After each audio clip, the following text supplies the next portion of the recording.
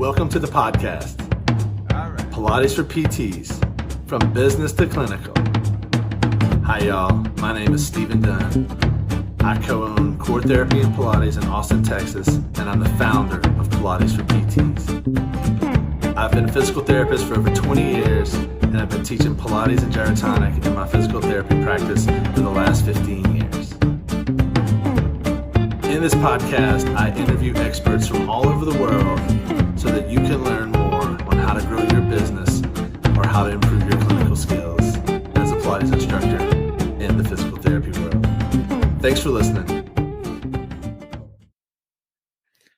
All right. Hello. Welcome. My name is Stephen Dunn, and today I have a special guest, Dr. Jared Cooper, and welcome to the podcast, basically. And what we're going to be doing today is we're going to be talking about life after COVID, life during COVID, life after COVID. Yeah. And so as a business owner, I listened to what Jared was speaking about a week ago, and I was super excited to hear what he said. I've already put some of those things that I learned in that podcast he was doing into action. And with that, I missed some of it because I had to get off and do some things. And so I invited him on today because I knew this information was valid. And I know this is a Pilates for PTs group, but this is a business owners group, and it doesn't matter what niche you're in. This information is valuable. So with that said, Jared, welcome, man. Thank you for coming on. Tell us a little bit about yourself, just to introduce yourself to the audience, my man. Sure, Stephen. It's my pleasure. Thanks for having me on. And you were on my podcast as well, the Physio Mission podcast. That was a great interview. So your listeners should definitely check that out. So I'm a private practice owner. I own a practice in Madison, New Jersey. We're a hybrid-based practice. We've got a bunch of PTs that work for us. We do about $1 million in gross a year. And then I have a online business called Physio Secrets, where I help young developing physical therapists master their craft and essentially get what I consider to be 3 to 5 years of experience in about 6 weeks. And I do that by teaching a system called the Physio Frameworks, which essentially allows you to figure out what to do and why to do it with any patient that walks in the door, so you can get superior results pretty early on in your career without having to take all this con ed and try to get more tools in your toolbox. It's like you only need simple tools. You just say, I've got to know which ones to pull out at what time. So those are the two things I do. But since COVID, I've been doing less and less clinical teaching, primarily because I'm home, number one, and the only person I have to actually demonstrate techniques on is my wife. And we all know you don't practice physical therapy on your wife. So I have no dummy. I have nobody to actually demonstrate techniques on right now. So I kind of made a switch in the beginning, twofold. One, focusing on how do I essentially convert my current customers in my brick and mortar practice over to telehealth, and how do I keep my business going? And two is I've been doing a lot more business coaching and consulting lately. I've got essentially 4 or 5 clients that I'm working with right now, primarily on business development. That means building online courses, building an online presence. And I think that essentially, if you don't have that as a component of your business, we're all learning now during this crisis that is such like a key component moving forward. If you don't have an online presence in an online business, gosh forbid something like this were to happen again in a couple of years, or we're all learning our lesson here. And so I think that's really key is understanding how do you transition your current business and create an online presence and share your passion and your gifts online, but then also how do you take your existing brick and mortar practice and stay afloat during this time. And in the past couple of months, in March, we did 95%. In April, we did over 100%, talking about number of sessions compared to 2019. And we're on track this month. So we were able to convert just about, I wouldn't say everyone, but enough people that we actually are doing quite well with regards to our numbers. Now, that doesn't equate to reimbursement because that's a whole other story. We're just talking about number of sessions, but that's really the key, is keeping your volume up so that when this thing does eventually go away and the reimbursement or whatever comes back, because we discounted our sessions a little bit for telehealth. We had to space things out a little bit. So it's not exactly the same, but compared to, some of our colleagues have fared, I think we've done pretty well. That's great. And I love that because you're not only talking about like long-term courses and things like that, but immediate right now, I can help you with this telehealth. And there's 2 really different options of that, right? And for me, like when we shifted, we shifted in like a 2-day period to offer telehealth when we had no intentions of doing it. And now that we're doing it, I've really loved it. It's been fun. I've been able to help a lot of people in ways that I never thought I would. And what I'm seeing online are or people in our industry being fearful to even attempt telehealth because they think, oh, I can't help people without touching them or without doing this. I'm a manual therapist. Well, yeah, I'm a manual therapist too. I've been touching people for 22 years, and to not be able to touch them for that time was weird. Now we're at a point where we're doing Texas is back open and live, as well as we're still doing telehealth for some folks, but people are coming into the studio. But we're seeing that a lot of people are really fearful right now and scared. They're just not really ready to come in. My visits are kind of broken into about half and half telehealth and half in person. But literally 2 days we shifted and had no intentions of doing that. And some of our patients were happy to try telehealth. Some of our patients we just haven't even been able to get in touch with. So tell me a little bit about your process to get in touch with people and your message as you've been talking to people about the transition to telehealth. Sure. So you said something really interesting. You said some people are really fearful. I'm actually not sure if you meant the therapists or the clients. And it's an interesting point, right? It's like, whose fear is it, right? Is it that as a physical therapist, we're afraid that we're going to get rejected when we try to offer it, and so we don't offer it? Or is it the patient's actual fear of coming into the practice? There's fear on both sides. I think first and foremost, every conversation we ever have with our patients is a conversion point. If I need you to do your homework, if I need you to do your home exercises, that's a conversion point. I have to convert you from not believing the home exercise is worthwhile to believing the home exercise is worthwhile. If I want you to book another appointment, that's a conversion point. I have to get you from not having another appointment to having another appointment. Everything is behavior change. And so that little delta, we have to do that all the time with our patients. We have to get them from one belief to another belief, and we have to do that through our communication, through our actions, right? So if you currently have patients that you have not reached out to yet for telehealth because you think that, they're not going to like it, I'm a manual therapist, they don't, that's that and the other, whose belief problem is that? Is that your belief problem as a therapist, or is that the patient? If you don't think you can get results through telehealth, that's your fear, not theirs. 100%. Right?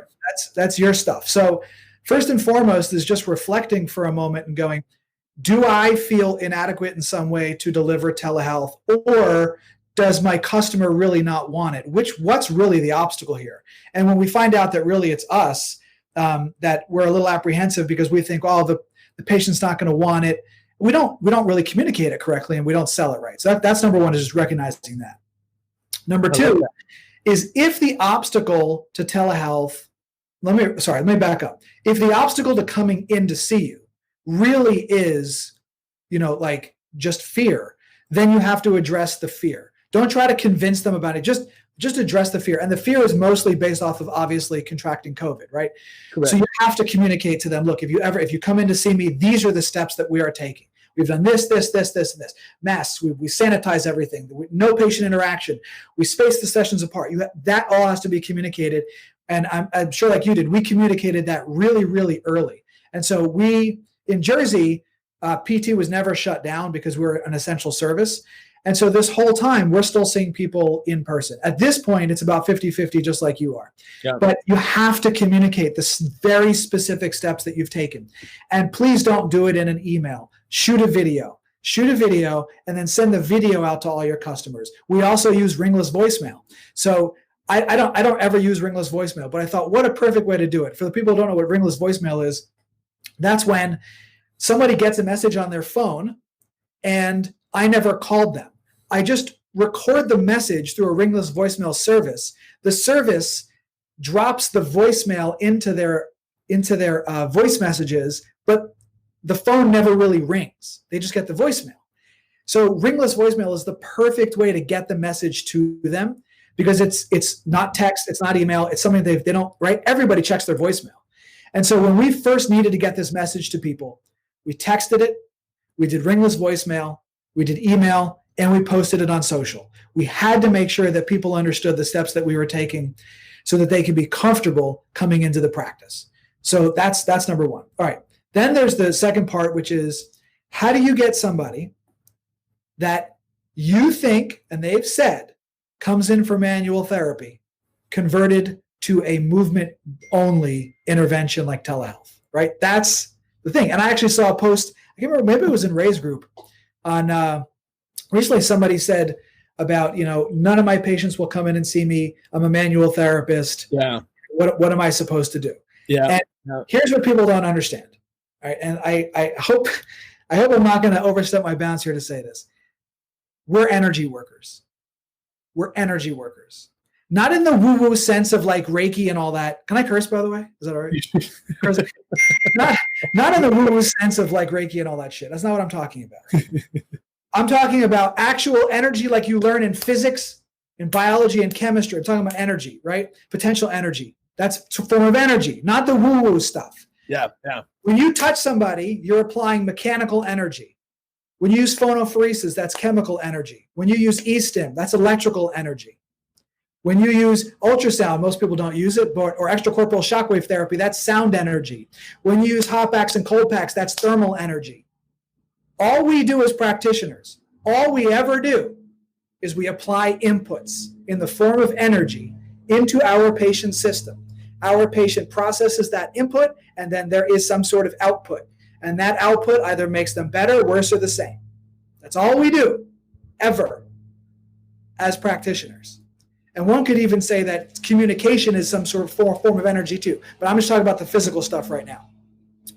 So if the result that you get is primarily through the application of mechanical energy, using your hands, pressure, decompression, shear, those are the only forces we have, right? Maybe bending and torsion or other forces, but you either push on something, you compress it, you pull on it, that's tension, or you push across it, that's shear. Those are your forces. And so when you think about it, what the hell difference is it whether it's manual therapy or exercise? It's still a mechanical force. And it's important to understand. If I have somebody hold their arm out, let's say you're doing manual resisted exercise. Someone's on your table and you're doing like dynamic reversals, like PNF patterns or something, right? And you're doing it manually. How is that different than a resistance machine? If I push on you, how is that different than a lacrosse ball? It's just force. Yeah. So once you understand that mechanical energy is mechanical energy, and what your patient is responding to is the mechanical input, not your hands, the mechanical input. The only question then you have is, if they're not responding to a different kind of mechanical input, namely exercise, it's all about belief. It has to be, because it's the same mechanical input. If I do something on an exercise machine and I do it with my hands and both apply the same force to the tissue, they're going to get the same result. So if belief is the limiting factor to the patient getting better, then where are we falling short? Is it the intervention or our ability to create belief? And so that's all about the conversation that you have. If you can tell your patient, look, I know that you get a lot of benefit from the manual therapy. I do too. We all do. Manual therapy is awesome because we can find the boo-boo, we can push around it, and things feel great afterwards. But it's important to understand that all I'm doing with you is I'm applying a force into your body. And I can replicate a similar force using movement and exercise. And a lot of my patients, when we do exercise, it's also analgesic. They feel better because it's an input to the system, just like my hands. And I believe that I can give you exercises and self-treatments that you can do at home that are going to help you to relieve your pain, just like my hands do. So that is important. Now, some people make the argument, well, but my patient is already exercising. They already go to the gym, they do Orange Theory online, they do P90X or whatever. Well, unless the Orange Theory instructor or the boot camp instructor has your doctoral degree, I certainly hope that the level of expertise in what they're getting through that is a little bit different than what we're delivering. Now, I don't mean that to put down any exercise experts. Personal trainers and exercise experts, a lot of them are amazingly good, but they don't necessarily have the education to understand the impairments that they're trying to treat. They're delivering a fitness intervention. But getting people better is all about balancing the system, right? That's the reason the symptom is there in the first place, is because the system is out of homeostasis. That's why the symptom is there, is to let us know, hey, dummy, something's wrong. Got to work on that. The fitness expert is not designed to treat that. They're only designed to up-level the entire system, not to balance the system. So our interventions from a therapeutic exercise, motor control, neuromuscular education, whatever the hell you want to call it, our movement interventions having the same mindset that imbalances in the system are leading to strain that leads to pain. There is no way that can be done by a fitness professional who doesn't understand or was not educated on how to perform a musculoskeletal evaluation to identify the specific impairments that are leading to the problem. So that's not really a good reason not to do telehealth either. So, anyway, that was a long ass answer, but that's what I believe. But I like that. And it basically boils down to your own mindset, right? Like, I've been doing this for 22 years and I could have chosen to not even attempt telehealth because of my belief of well, I'm a manual therapist. Right. Well, I'm a manual therapist, but I also teach Pilates. I also do a lot of other stuff. So what I've learned with my telehealth is I just approach it the same way. Show me what hurts. That hurts. That hurts. That hurts. Okay, I know you got a problem closing on that joint. All right, now we're going to do some work. And what would I teach that person to go home and do? Well, I just have them. Right. I just have them do it right then and there. Because what I know when I do it for them, and I ask them to go home and do it, they don't do it as much as I would want them to do it. Now they're forced to do it, and they're having to do it. And all of a sudden, I've treated someone's right hip to improve the left shoulder flexibility, and they're like, how the heck did that happen? I said, well, because I've looked at a few other things than just your shoulder and your neck, and based on your movement assessment, we did this. But it was that same aha moment of this hurt when I came in, this hurt when I came in, now it doesn't, just from me taking them through something they can do at home anytime. And that becomes really powerful for them, but it also becomes really exciting for me to see that I can just walk them through a program that makes a benefit. And I've seen some pretty big changes in people that have been really exciting. And one of my clients right now in telehealth, he flat up told me he wouldn't come in. He hasn't been into my studio in 10 years, maybe 8 years, but his wife has been coming in.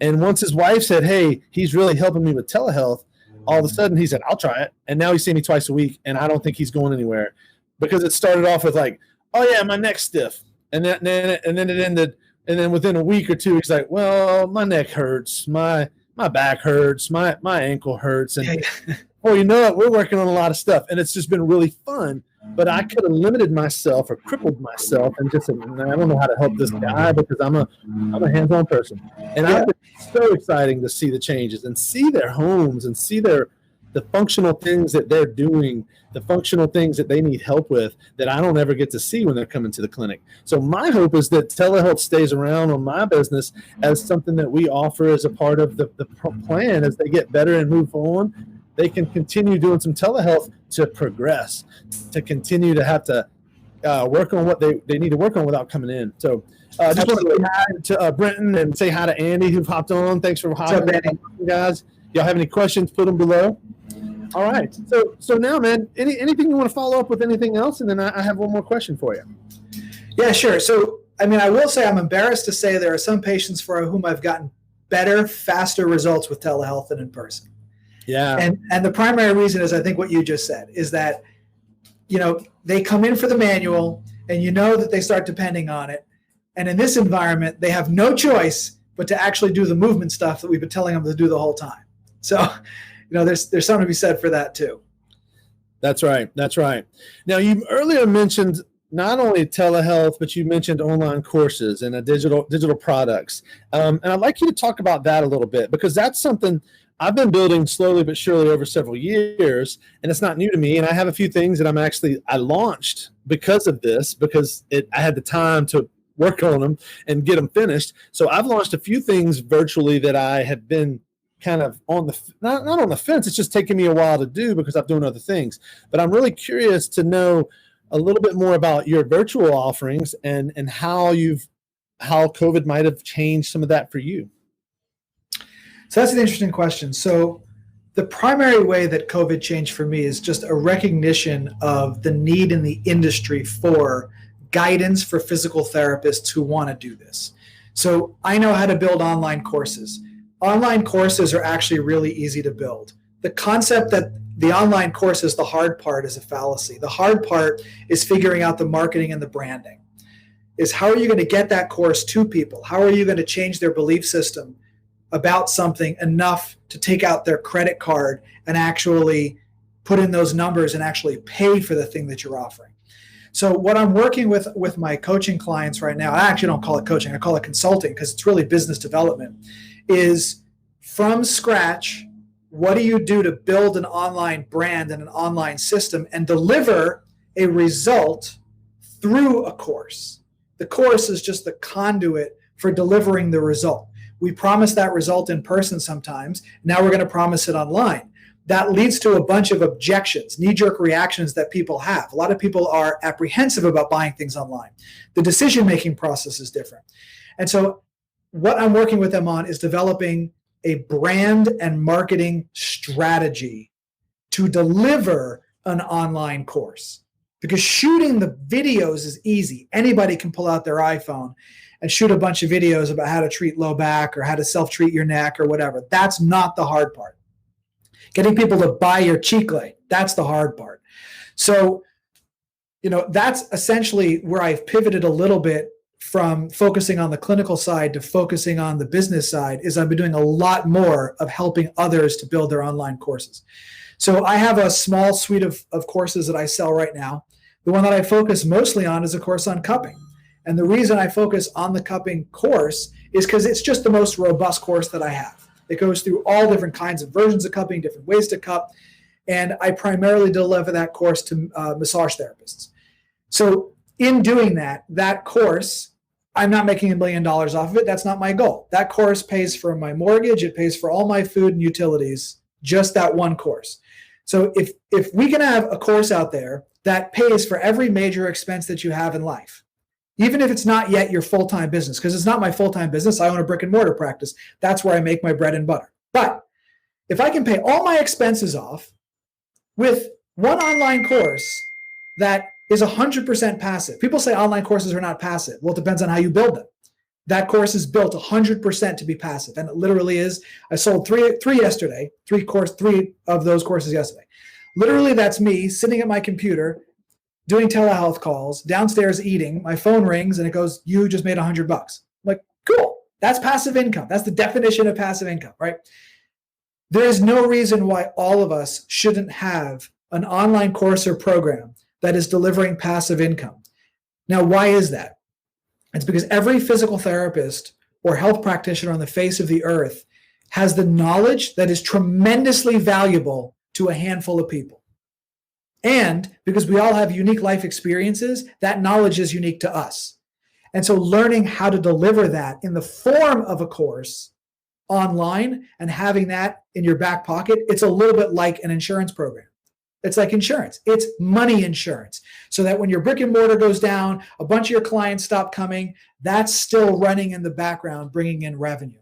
And whether you decide to make that your full-time venture, your part-time venture, I think it's important that we all think about, how do I develop a presence online?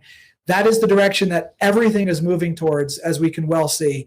And healthcare is really no different. In 10 years from now, we're going to look back at today and go, that was the turning point where we all should have realized that this is where we should be investing ourselves. Kind of like when the real estate market was booming, and we all look back and go, I should have bought that damn brownstone in Red Hook when it was like a piece of crap neighborhood, and now it's worth $3 million. Right? So, it's all about looking at understanding the trends and understanding that the online knowledge and education platform, that market is predicted to be, it's growing, I think 5 times, going to 3.5 billion in like a couple of years. I don't remember what the metric is, but it's a very, very big expanding market, and in healthcare is no different. So I think that ultimately is the way COVID has changed my understanding, is just the importance of having an online presence.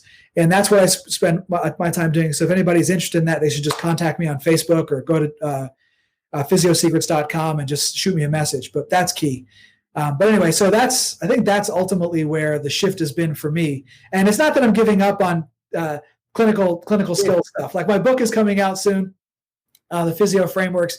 And as soon as, I'm back in the clinic and I have Andrew, my guy who helps me with all this stuff, and I have a body on the table and somebody to run the camera, we'll start shooting the clinical skill stuff again, but everybody's going to have to wait until there's a vaccine or whatever needs to happen. Got it. I got you. Well, I wanted to, you've already answered my last question, was how do people get in touch with you? Thank you for that. And I want to just kind of summarize what we've done. in this process to get our digital product live in a short time, we've been working on this monthly membership for our clients where it was going to have videos that they could pay monthly to have access to these Pilates videos, some release work videos, some foam roller videos, different things by me and my staff. And what happened as soon as we went to telehealth, we went to virtual Pilates. And so we started filming virtual Pilates classes. And when we filmed those through Zoom, we just muted everybody, recorded it, and now we've taken those 60-minute videos, and over the last 6 weeks, we've accumulated about 80 videos because we're filming 15 or so, 20 a week. I don't remember exactly, but we've got about 80 videos that have been totally repurposed. Someone paid us to watch it online, take it online. Now we're taking that video and putting it into our membership site for people to purchase and buy on a monthly basis. And with that, it's something that, like, we were building this, but we only had about 25 videos and they were all like 15 to 30 minutes. Well, now we don't have them all added into the membership site yet, but it's coming.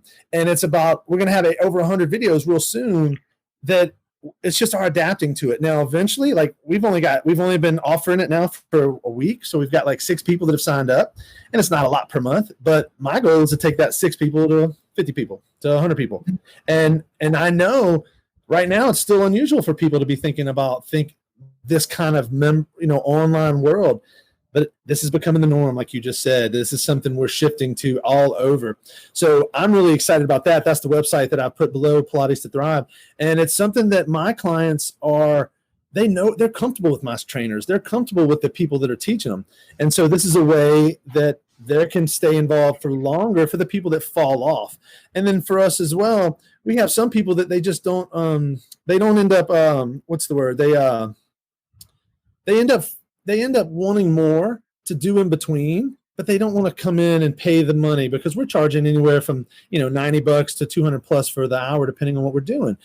And so if they can take something at home and implement it and actually do it, then that becomes a real exciting thing for us. And like you said, I sent out an email on Monday telling about some new policies and updates we're doing. And I said, oh, by the way, here's our new website.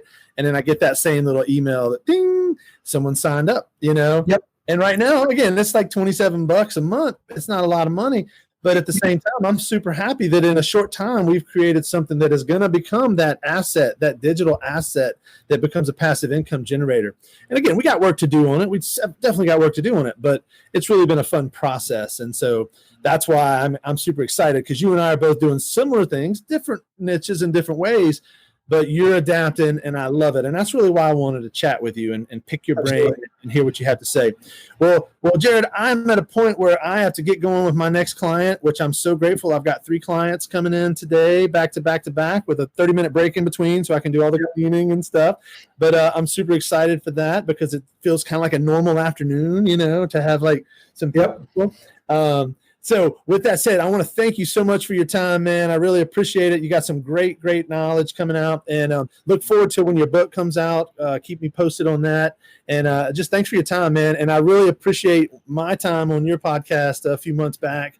And just to let everyone know, we met a year ago this weekend while we were at SSPT. Oh yeah, that's right. It would have been like Friday or Saturday of this weekend coming up that we met. So in a year's time, we have met once in person, and now we've had a couple podcasts together and building a digital friendship, digital relationship. And again, because of this internet and because of social, because of these things, we can create these relationships that can go a long, long way. So I just want to thank you, my friend, and we'll talk soon. Okay, buddy? Absolutely, Steven. Great to be on, man. All right. You take care, my man. Bye-bye. Peace out. Well, I hope you enjoyed the podcast. And if you did, could you do us a favor and leave some love and write us a review? My name is Stephen Dunn. I help physical therapists incorporate Pilates into their physical therapy practice. If you would like more information on how you can incorporate Pilates into your physical therapy practice, then like my Facebook page, Pilates for PTs.